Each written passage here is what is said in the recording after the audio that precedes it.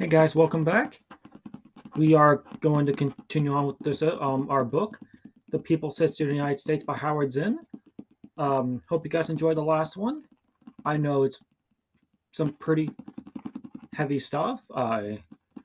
His book is very heavy when it comes to darker material and really different perspective, which is why I titled the last video that way.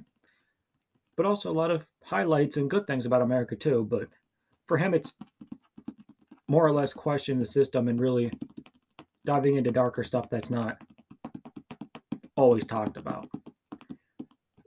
So without further ado, let's get back into chapter 2. So, drawing the color line. A black American writer, J. Saunders Redding, describes the arrival of a ship in North America in the year 1619. Sails furled, flag dropping at her rounded stud, she rode the tide in from the sea. She was a strange ship, indeed, by all accounts, a frightening ship, a ship of mystery. Whether she was trader, privateer, or a man of war, no one knows.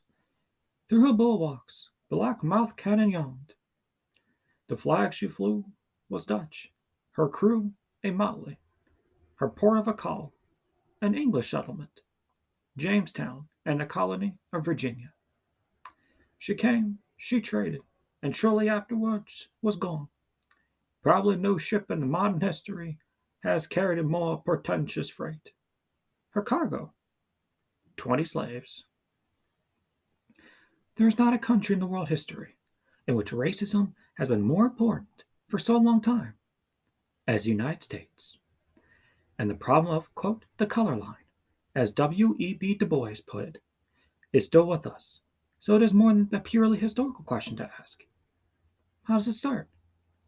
An even more urgent question, how might it end? Or put it differently, is it possible for whites and blacks to live together without hatred? If history can help answer these questions, then the beginnings of slavery in North America, a continent where we can trace the coming of the first whites and the first blacks, might supply at least a few clues. Some historians, like those first blacks in Virginia, were considered as servants, like the white indentured servants brought from Europe, but the strong probability is that, even if they were listed as, quote, servants, a more familiar category to the English, they were viewed as being different from white servants, were treated differently, in fact, were slaves.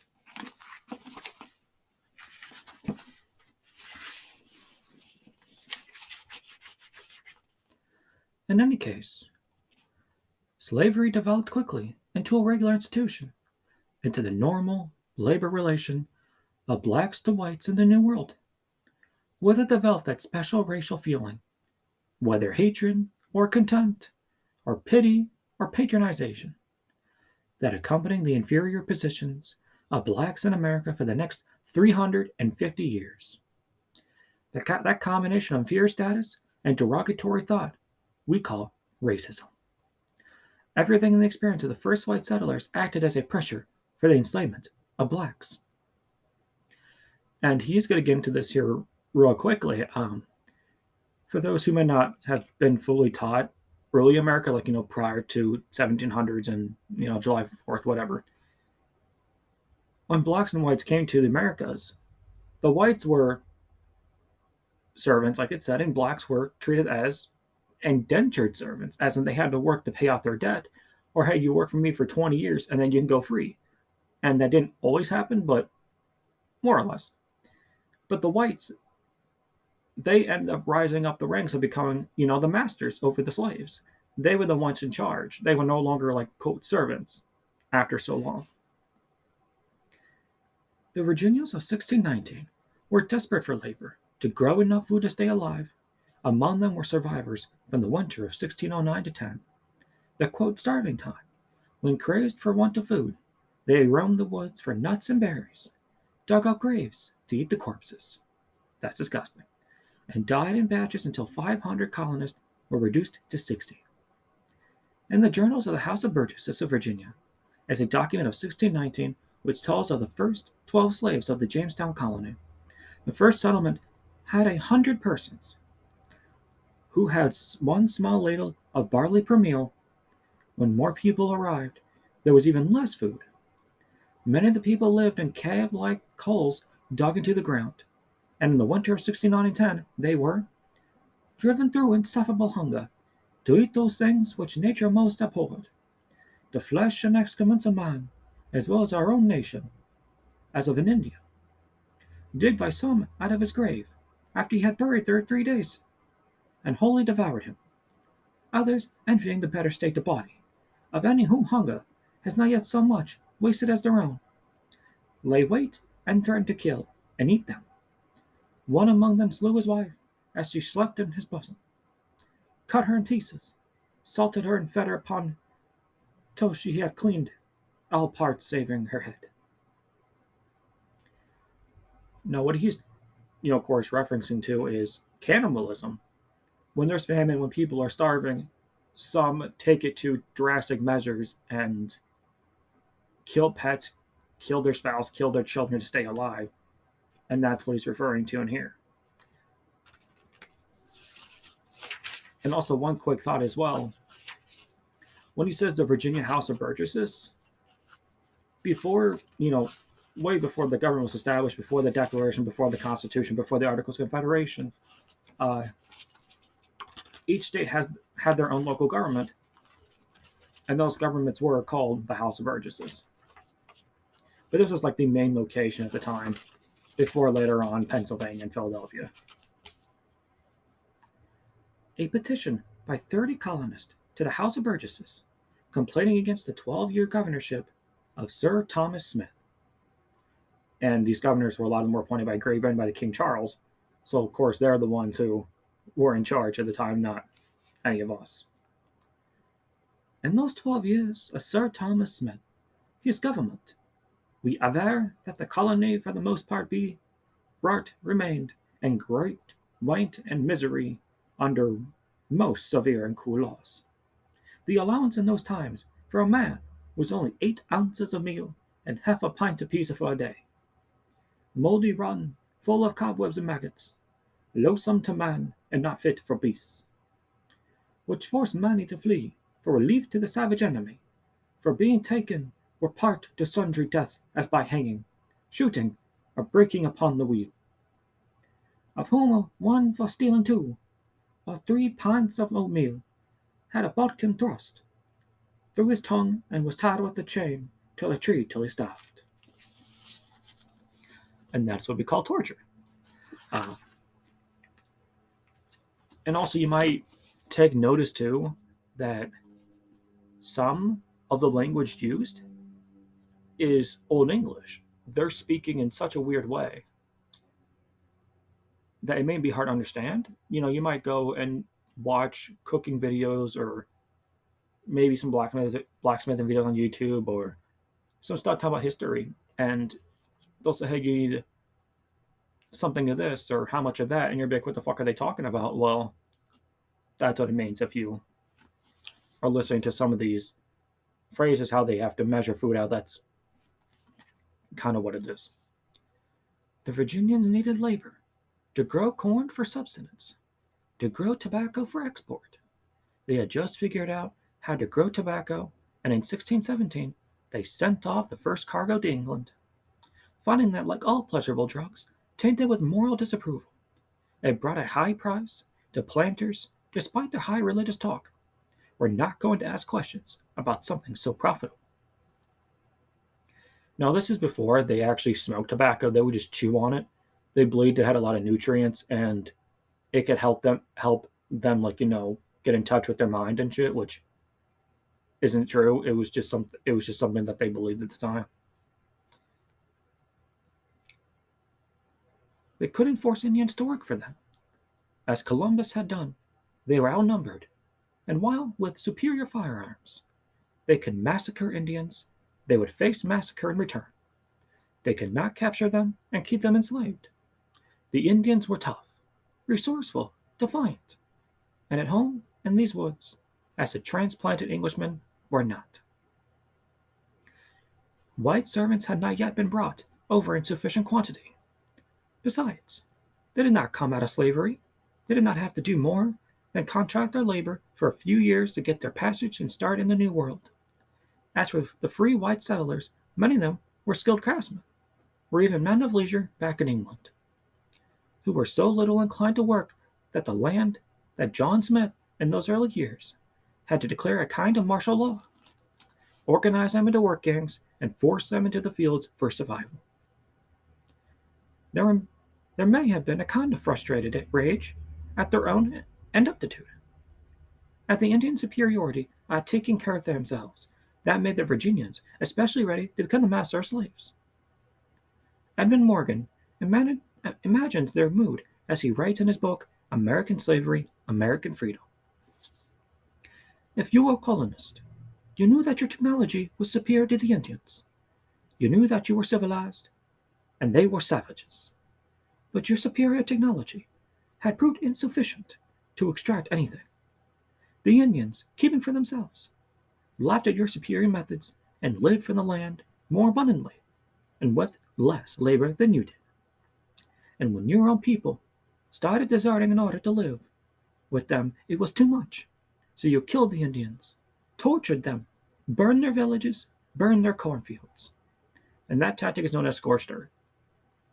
It proved your superiority, it spotted your failures, and you gave similar treatment to any of your own people who succumbed to their savage ways of life. But you still do not grow much corn. Black slaves were the answer, and it was natural to consider imported blacks as slaves, even if the institution of slavery would not be regularized and legalized for several decades. Because by 1619,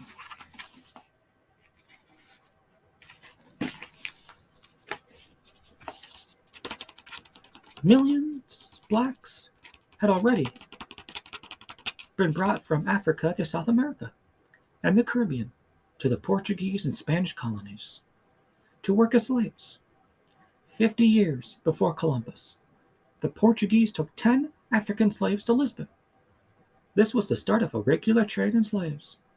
African blacks had been stamped as slave for labor for 100 years, so it had been strange if those 20 blacks forcibly transported to Jamestown and sold as objects to settlers anxious for a steadfast source of labor were considered as anything but slaves. Their helplessness made enslavement easier. The Indians were on their own land. The whites were in their own European culture.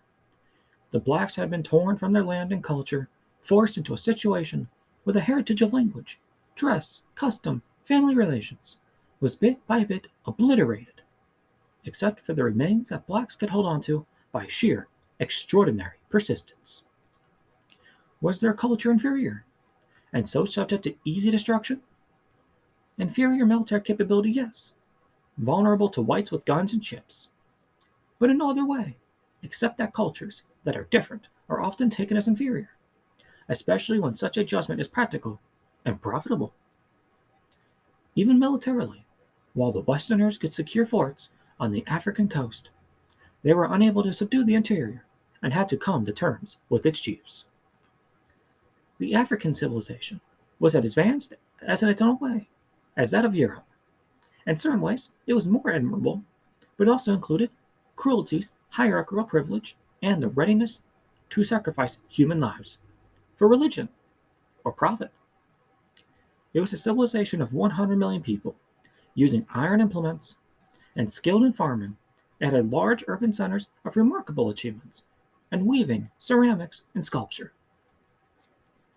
Now, one quick point, what he's getting at in this part of the passage here is a lot of ancient cultures, African, South American, whatever it may be, their culture was human sacrifices. Multiple times a day, thousands a month had to be killed, either on top of temples or burned at the stake or just sacrificing a limb or something to the gods or to please their king, whatever. This is what he's talking about. It's cruel and disgusting, but that's what their tradition was back then. And other times those were profit. Hey, you had to do this and we'll pay you for it, kind of thing. And also with being advanced civilizations, like I said, the Africans, they were advanced in ceramics and weaving and sculpture, while Europeans, we were more advanced in weaponry and military strategy and naval uh, stuff as well. Same thing with the previous chapter with the Incas, Mayans, etc. They were all advanced in medicine and astronomy. So each civilization has their own, like, I guess you can call it expertise. Like we were more advanced technologically or enlightenedly or just maybe even philosophically than another civilization was. European travelers in the 16th century were impressed with the African kingdoms of Timbuktu and Mali, already stable and organized, at a time when European states were just beginning to develop into the modern nation. In 1563, Ramusio, secretary to the rulers in Venice, wrote to the Italian merchants, quote, "Let them go and do business with the king of Timbuktu and Mali, and there is no doubt that they will be well received there, with their ships and their goods, and treated well, and granted the favors that they ask." End quote. A Dutch report around 1602 on the West African kingdom of Benin said, quote, "The town seemeth to be very great. When you enter it, you go into a great broad street, not paved, which seemeth to be 7 or 8 times broader than the Moormoos street in Amsterdam. The houses in the town, stand in good order, one close, even with the other, as a house in Holland stand." End quote. The inhabitants of the Guinea coast were described by one traveler around 1680 as, quote, "very civil and good-natured people, easy to be dealt with, condescending to what Europeans require of them in a civil way, and very ready to double the presents we make them." End quote. Africa had a kind of feudalism, like Europe, based on agriculture and with hierarchies of lords and vassals. But African feudalism did not come, as did Europe's, out of slave societies of Greece and Rome, which had destroyed ancient tribal life. In Africa, tribal life was still powerful, and some of its better features, a communal spirit, more kindness and law and punishment, still existed. And because the lords did not have the weapons that European lords had, they could not command obedience as easily. In his book, The African Slave Trade, Basil Davidson contrasts law in the Congo in the early 16th century with law in Portugal and England. In those European countries where the idea of private property was becoming powerful, theft was punished brutally. In England, even as late as 1740, a child could be hanged for stealing a rag of cotton. But in the Congo, communal life persisted. The idea of private property was a strange one, and thefts were punished with fines or various degrees of servitude. A Congolese leader told of the Portuguese legal codes, asked a Portuguese once, teasingly, and quote, "What is the penalty in Portugal for anyone who puts his feet on the ground?" End quote.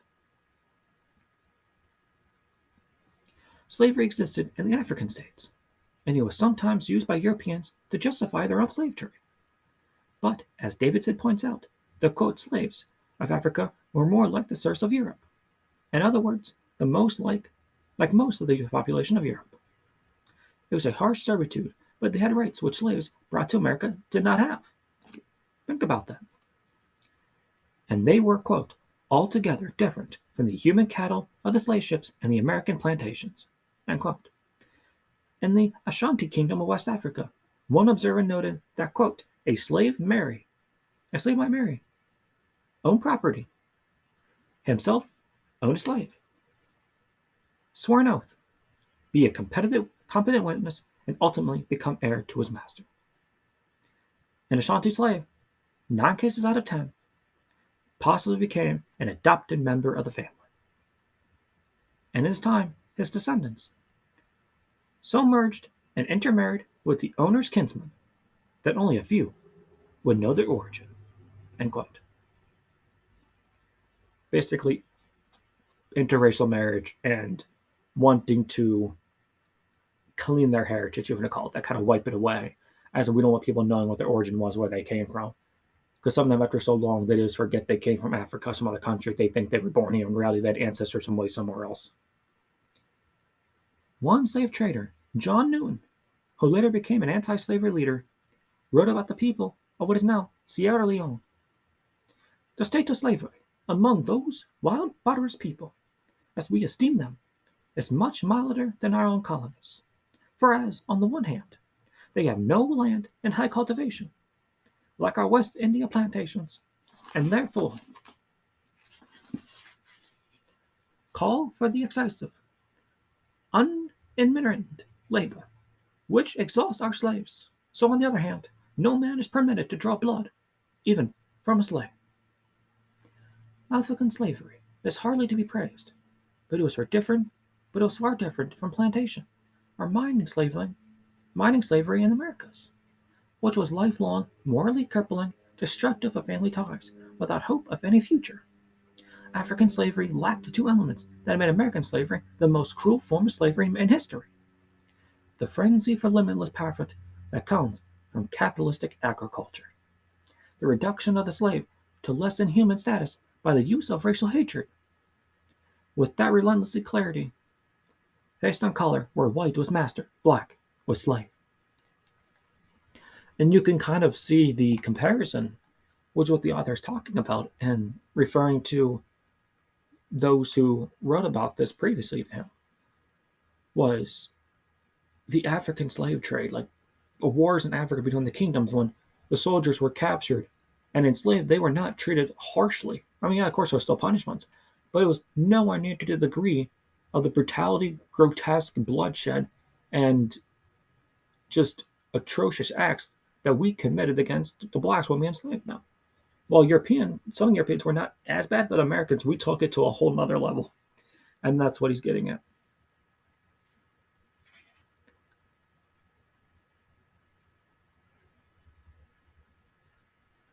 In fact, it was because they came from a settled culture of tribal customs and family ties, a communal life and traditional ritual, that African blacks found themselves especially helpless when removed from this.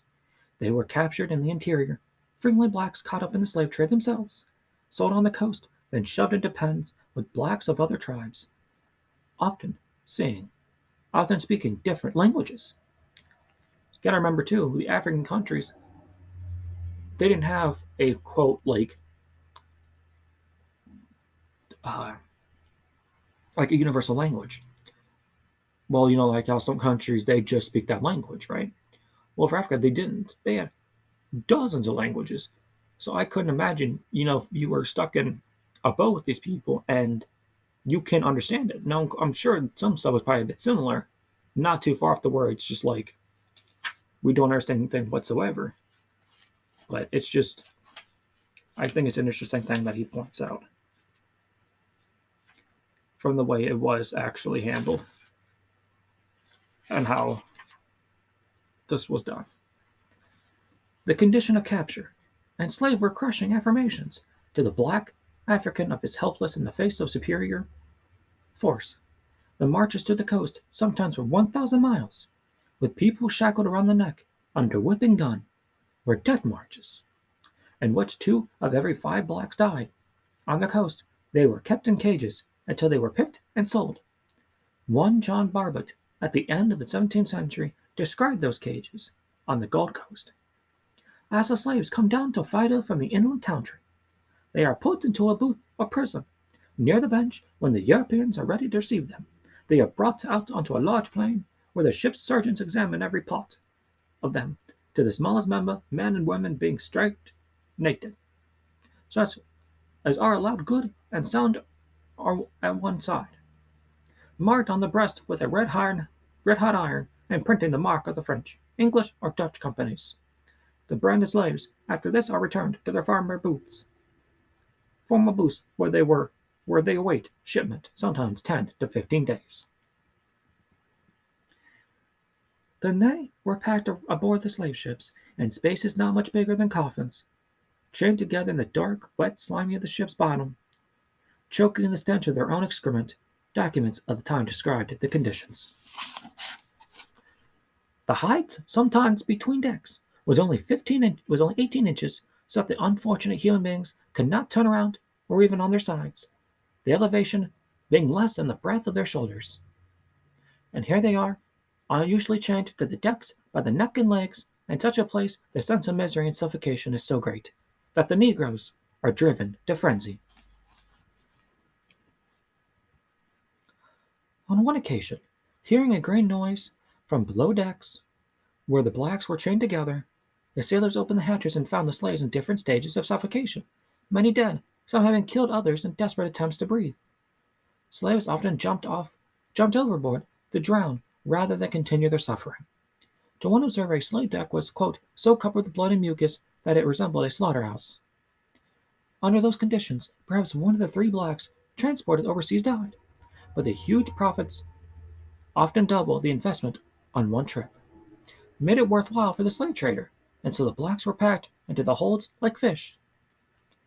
First the Dutch, then the English, dominated the slave trade. By 1795, Liverpool had more than 100 ships carrying slaves and accounted for half of all the Europe's slave trade. Some Americans in New England entered the business, and in 1637 the first American slave ship, the Desire, sailed from Marblehead. Its holds were partitioned into racks 2 by 6 feet with leg irons and bars. By 1800, 10 to 15 million blacks had been transported as slaves to the Americas, representing perhaps one-third of those originally seized in Africa. It is roughly estimated that Africa lost 50 million human beings to death and slavery in those centuries we call the beginnings of modern Western civilization. At the hands of slave traders and plantation owners in Western Europe and America, the countries deemed the most advanced in the world. In the year 1610, a Catholic priest in the Americas named Father Sandoval wrote back to a church functionary in Europe to ask if the capture, transport, and enslavement of African blacks was legal by church doctrine. A later date, March 12, 1610, from Brother Louis Branderin to Father Sandoval gives the answer. Your Reverence writes me that you would like to know whether the Negroes who are sent to your parts have been legally captured. To this I reply that I think your Reverence should have no scruples on this point, because there is a matter which has been questioned by the Board of Conscience in Lisbon, and all its members are learned and conscious men. Nor did the bishops.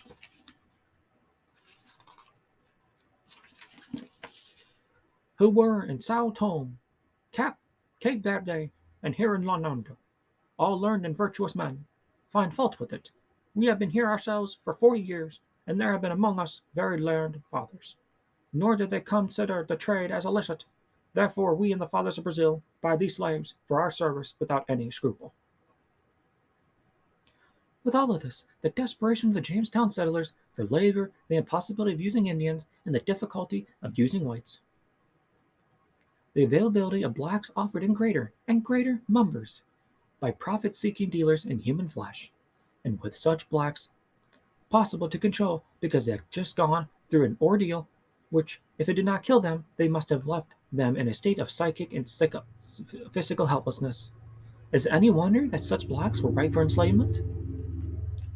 And under these conditions, even if some blacks might have been considered servants, would blacks be treated the same as white servants?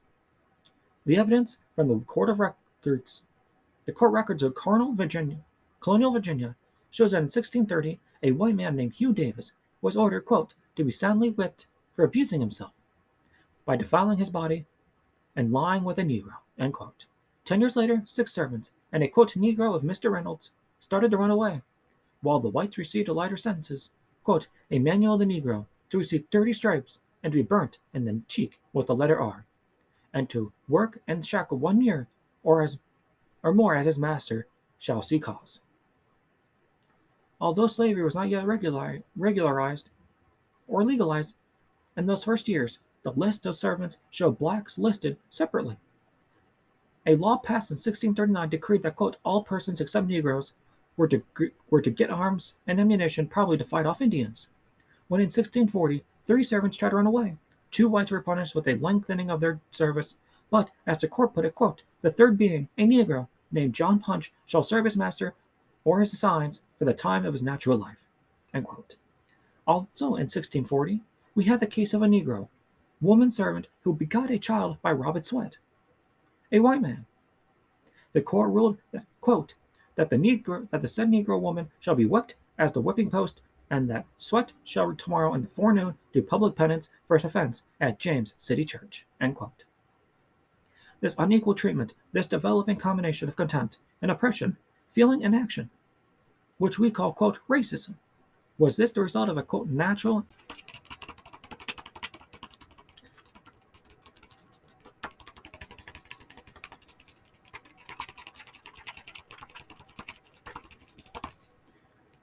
of whites against black? The question is important, not just as a matter of historical accuracy, but because any emphasis on, quote, natural. Racism lightens the responsibility of the social system. If racism can't be shown to be natural, then it is the result of certain conditions, and we are implied to eliminate those conditions. We have no way of testing the behavior of whites and blacks toward one another under favorable conditions. With no history of subordination, no money incentive for exploitation and enslavement, no desperation for survival requiring forced labor, all the conditions for black and white in 17th century America were the opposite of that, all powerfully directed toward antagonism and mistreatment. Under such conditions, even the slightest display of humanity between the races might be considered evidence of a basic human drive toward community. Sometimes it is noted that, even before 1600, when the slave trade had just begun, before Africans were stamped by it, literally and symbolically, the color black was distasteful. In England before 1600, it meant, according to the Oxford English Dictionary, deeply stained with dirt, soiled, dirty, and foul, having dark or deadly purposes, malignant, pertaining or to involving death, deadly, baneful, disastrous, sinister, foul, iniquitous, atrocious, horribly wicked, indicating disgrace, censure, liability to punishment, etc. And Elizabethan poetry often used the color white in connection with beauty. It may be that, in the absence of any other overriding factor, darkness and blackness associated with night and unknown would take on those meanings. But the presence of another human being is a powerful fact, and the conditions of that presence are crucial in determining whether an initial prejudice against a mere color, divorced from humankind, is turned into brutality and hatred. In spite of such preconceptions about blackness, in spite of special subordination of blacks in the Americas in the 17th century, there is evidence that where whites and blacks found themselves with common problems, common work, common enemy in the master, they behaved toward one another as equals. As one scholar of slavery, Kenneth Stamp, put it, Negro and white servants of the 17th century were, quote, remarkably unconcerned about the visible physical differences, end quote. Black and white worked together, fraternized together.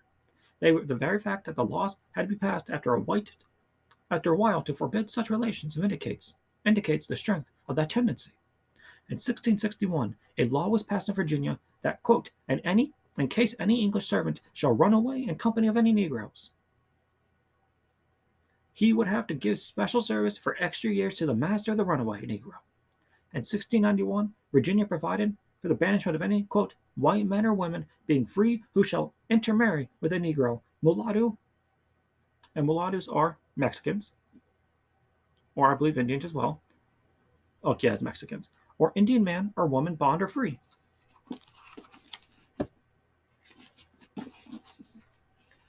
There is an enormous difference between a feeling of racial strangeness, perhaps fear, and the mass enslavement of millions of black people that took place in the Americas. The transition from one to the other cannot be explained easily by, quote, natural tendencies. It's not hard to understand as the outcome of historical conditions. Slavery grew as the plantation grew too. The reason is easily traceable to something other than natural racial repugnance. The number of our arriving whites, whether free or indentured servants, under 4 to 7 year contracts, was not enough to meet the need of the plantations. By 1700 in Virginia, there were 6,000 slaves, 1/12 of the population. By 1763, There were 170,000 slaves, about half the population. Blacks were easier to enslave than whites or Indians, but they were still not easy to enslave. From the beginning, the imported black men and women resisted their enslavement. Ultimately, the resistance was controlled and slavery was established for 3 million blacks in the South, still under the most difficult conditions, under pain of mutilation and death. Throughout their 200 years of enslavement in North America, these Afro-Americans continued to rebel. Only occasionally was there an organized insurrection. More often, they showed their refusal to submit by running away.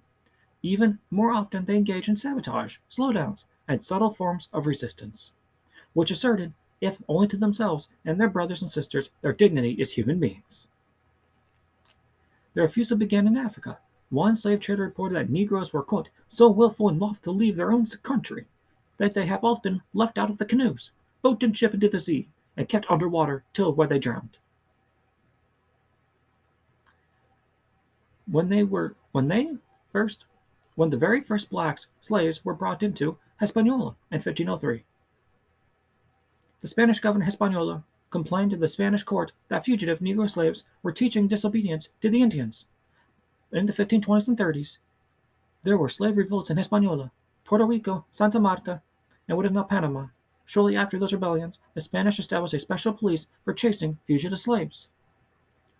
A Virginia statute of 1669 referred to the, quote, the obstinacy of many of them, and in the 1680, their assembly took note of slave meetings, quote, under the pretense of feast and brawls, end quote, when they considered of, quote, dangerous consequence, quote, in 1687, in the colony's northern neck, a plot was discovered in which slaves planned to kill all the whites in the area and escape during a mass funeral.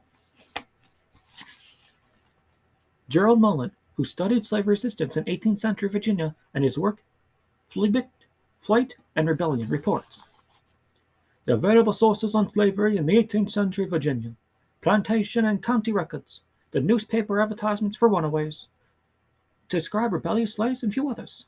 The slaves decried were lazy and thieving. They feigned illnesses, destroyed crops, tore stools, and sometimes attacked or killed overseers. They operated black markets and stolen goods. Runaways were defined as various types. They were truants, who usually returned voluntarily, outlaws, and slaves who actually were fugitives, men who visited their relatives, went to town to pass as free, or tried to escape slavery completely, either by boarding ships and leaving the colony, or banding together in cooperative efforts to establish villages or hideouts in the frontier. The commitment of another type of rebellious slave was total. Those men become killers, arsonists, and insurrectionists. Slaves, recently from Africa, still holding on to the heritage of their communal society, would run away in groups and try to establish villages of runaways out in the wilderness, on the frontier. Slaves born in America, on the other hand, were more likely to run off alone, and with the skills they had learned on the plantation, try to pass as free men. In the Colonial Papers of England, a 1729 report from the Lieutenant Governor of Virginia to the British Board of Trade tells how, quote, a number of Negroes, about 15, formed a design to withdraw from their master and fix themselves in the fastnesses of their neighboring mountains. They had found means to get into the possession of some arms and ammunition, and they took along with them some provisions, their clothes, bedding, and working tools. Though this attempt has been defeated, it ought nevertheless to awaken us into some effectual measures. Slavery was immensely profitable to some masters. James Madison told a British visitor shortly after the American Revolution that he could make $257 on every Negro in a year, and spending only 12 or 13 on his keep. Another viewpoint was a slave owner, Landon Carter, writing about 50 years earlier, complaining that his slaves so neglected their work and were so uncooperative, quote, either cannot or will not work, that he began to wonder if keeping them was worthwhile. Some historians have painted a picture, based on the infrequency of organized rebellions and the ability of the South to maintain slavery for 200 years, of a slave population made submissive by the conditions with their African heritage destroyed. They were, as Stanley Elkins said, made him, quote, Sambos, a society of helpless dependence. Or as another historian, Ulrich Phillips said, quote, by racial quality submissive. But looking at the totality of slave behavior, at the resistance of everyday life, from quiet non-cooperation and work to running away, the picture becomes different.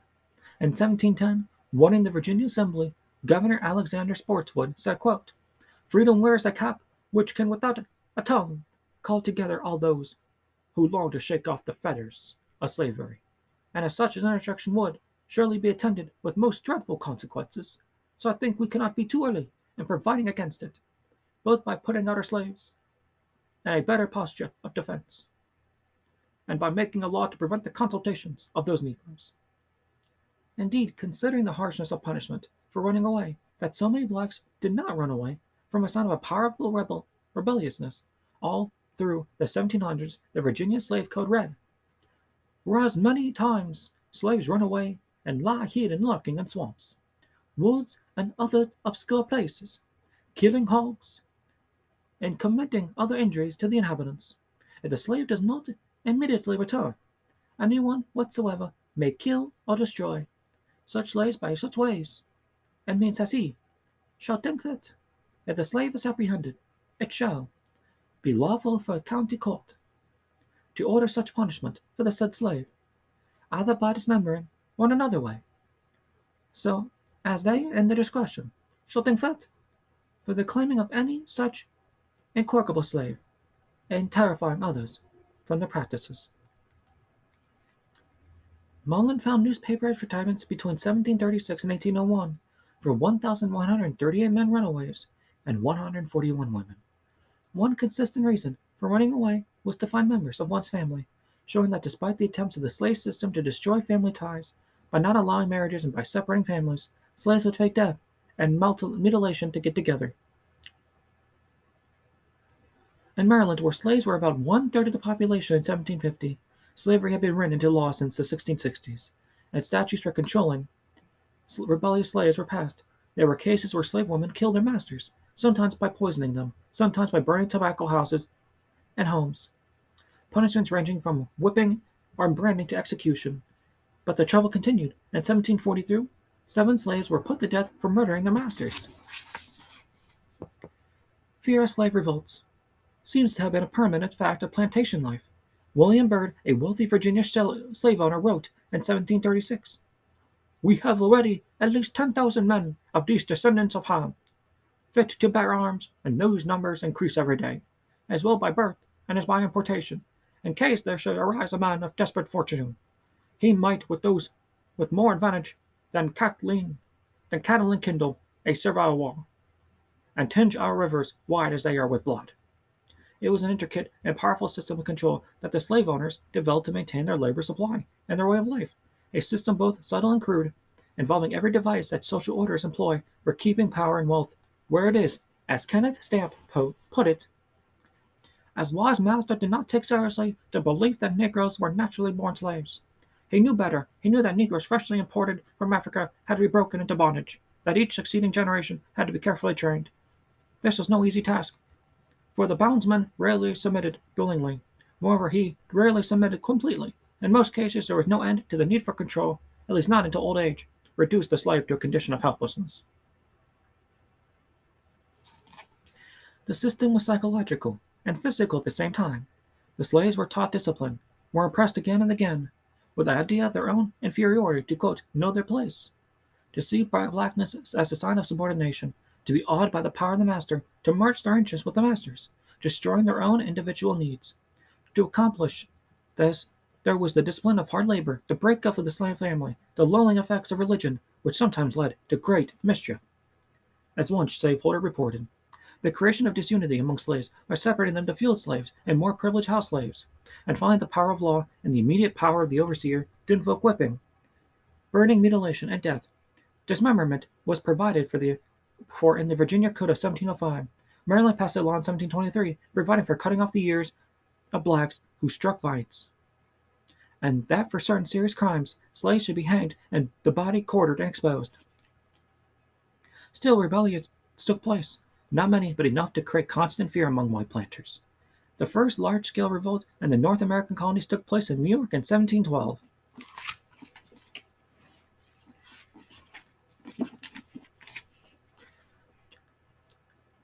There were 10% of the population, the highest proportion in northern states, where economic conditions usually did not require a large number of field slaves. About 25 blacks and 2 Indians set fire to a building, then killed 9 whites who came on the scene. They were captured by soldiers, put on trial, and 21 were executed. The governor's report to England said, quote, "Some were burnt, others were hanged, one broke on the wheel, and one hung alive in chains in the town. One had been burned over a slow fire for 8 to 10 hours, all this to serve notice to other slaves." A letter to London from South Carolina in 1720 reports, "I am now acquaint you that very lately we have had a very wicked and barbarous plot of the design of the negroes rising with the design to destroy all the white people in the country, and then to take Charlestown in full body. But it pleased God if we discovered, and many of them taken prisoners, and some burnt, and some hanged, and some banished." Around this time, there were a number of fires in Boston and New Haven, suspected to be the work of Negro slaves. As a result, one Negro was executed in Boston, and the Boston Council ruled that any slaves who on their own gathered in groups of 2 or more were to be punished by whipping.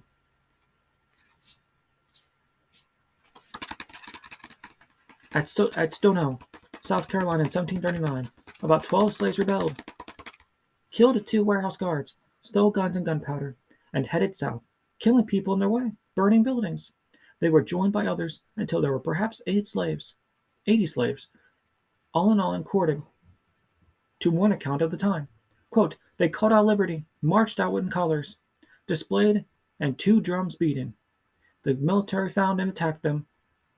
In the ensuing battle, perhaps 50 slaves and 20 whites were killed before the uprising was crushed." Herbert Aptheker, who did detailed research on slave resistance in North America for his book American Negro Slave Revolts, found about 250 instances where a minimum of 10 slaves joined in a revolt or conspiracy. From time to time, whites were involved in the slave resistance. As early as 1663, indentured white servants and black slaves in Gloucester County, Virginia, formed a conspiracy to rebel and gain their freedom. The plot was betrayed and ended with executions. Mullen reports that the newspapers' notices of runaways in Virginia often warned, quote, "ill-disposed whites about harboring fugitives. Sometimes slaves and free men ran off together, or cooperated in crimes together. Sometimes black slaves ran off and joined white women. From time to time, white slave ships, captains, and watermelon dealt with runaways, perhaps making the slave a part of the crew." In New York in 1741, there were 10,000 whites in the city and 2,000 black slaves. It had been a hard winter, and the poor slave and free had suffered greatly. When mysterious fires broke out, blacks and whites were accused of conspiring together. Mass hysteria developed against the accused. After a trial full of lurid accusations by informers and forced confessions, 2 white men and 2 white women were executed, 18 slaves were hanged, and 13 slaves were burned alive. Only one fear was greater than the fear of black rebellion in the new American colonies. That the fear was that discontented whites would join black slaves to overthrow the existing order and the early years of slavery, especially before racism as a way of thinking was firmly ingrained. While white indentured servants were often treated as badly as black slaves, there was a possibility of cooperation, as Edmund Morgan put it.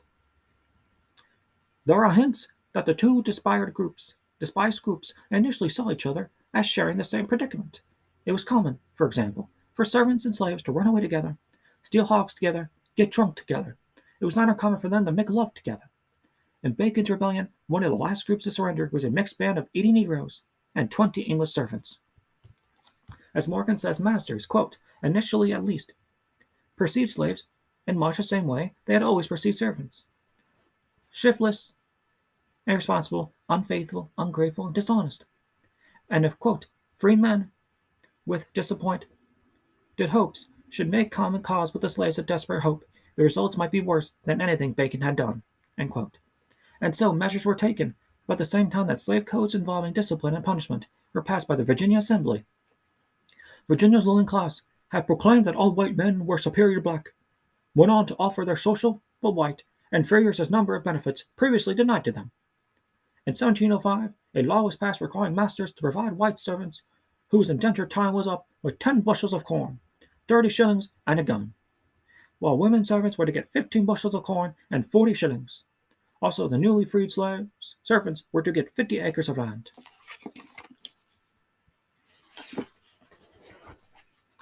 Morgan concludes, quote, once a small planter felt less exploited by taxation and began to prosper a little, he became less turbulent, less dangerous, more respectable. He could begin to see his big neighbor not as an extortionist, but as a powerful protector of their common interest. We see now a complex web of historical threads to ensnare blacks for slavery in America, the desperation of starving settlers, the special helplessness of the displaced African, the powerful incentive of profit for slave trading planter, the temptation of superior status for poor whites, the elaborate control gains, escape, and rebellion, the legal and social punishments of black and white collaboration. The point is that the elements of this web are historical, not, quote, natural. This does not mean that they are easily dismantled. It means that only here is a possibility of something else, under historical conditions not yet realized. And one of these conditions would be the elimination of that class exploitation, which has made poor whites desperate for small gifts, a status, and has prevented that unity of black and white necessary for joint rebellion and reconstruction. Around 1700, the Virginia House of Burgesses declared, the Christian servants in this country, for the most part, consist of the worser sort of the people of Europe, and so such numbers of Irish and other nations have been brought in which of a great nation have been many soldiers, and in the late wars that accorded to our presence circumstances we can hardly govern them, and if they were fitted with arms, and they had opportunity of meeting together by musters, we would have just reason to fears they may rise upon us. It was a kind of class consciousness, as a class fear. They were things happening in early Virginia and any other colonies to warrant it. Thank you guys for watching. I hope you enjoyed and learned a thing or two, and kind of, get the message of what he's saying is that even though there was contempt and disappointment and hatred towards both races, really at the same time, whites and blacks weren't really hateful to each other, especially like those who were indentured servants and slaves. And the whole idea of rebellion and an uprising, insurrection, some kind of rebellion, is kind of what the corporate class and the government's afraid of today. There's so much racial divides and disparities, discrimination that happened back then that's still prevalent today. And that's the message he's sending is, at some point, it's either we continue fighting or we fight back against those who oppressed us. But other than that, let me know your comments down below, and have a great day.